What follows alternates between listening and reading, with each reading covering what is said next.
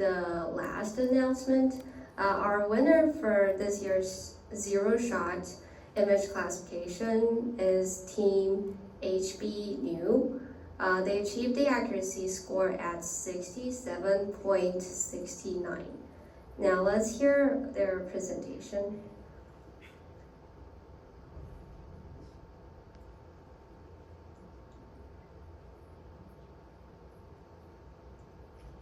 Hello, we are Team HBNUE and we will be presenting on defining shadow labels for robust test time adaptation. Our method consists of the teacher and student models. The teacher model outputs shadow labels using augmentation averaged shadow labels. The student model incorporates a parallel 3x3 convolution layer alongside the classifier block and exclusively train the 3x3 convolution layer. To provide more accurate shadow labels to the student model, we introduced two methods.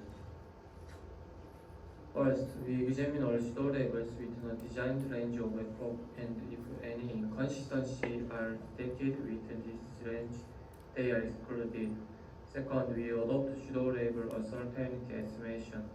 Specifically, shadow labels with low entropy are considered to be more reliable. However, inaccurate shadow labels still exist. To prevent the model from overly relying on incorrect shadow label during adaptation, we adopt diversity regularization. Additionally, since we use model pre-trained on ImageNet, it makes prediction for unnecessary clashes. The prediction is filtered to calculate the loss only for those corresponding to the clashes present in dataset. Without the method mentioned above, we obtain more accurate shadow labels and reduce the influence of inaccurate labels even if they are used.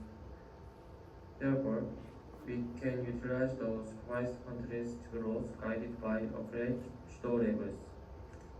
When utilizing shadow labels, performance increased by 6.25%.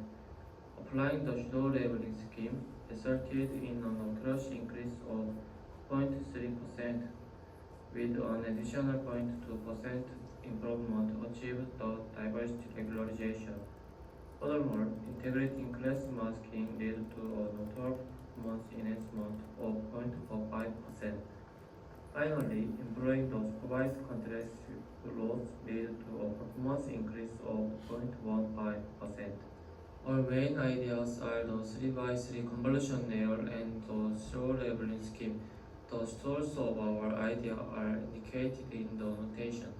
By adding the 3x3 convolution layer, we aim to run out of distribution inspired by approach introduced in the reference paper to handle the unseen noise. The shadow labeling scheme draws inspiration from the annotation, where the first shadow label are observed to form negative pair for contrastive loss calculation. The following graph compares the performance of previous method by varying the pre-trained models. As can be seen, the performance ranking changes significantly depending on the pre-trained model used. In the future, test time adaptation method should be robust, regardless of the pre-trained model they are applied to. Thank you for listening. Thank you, Team HBNUE.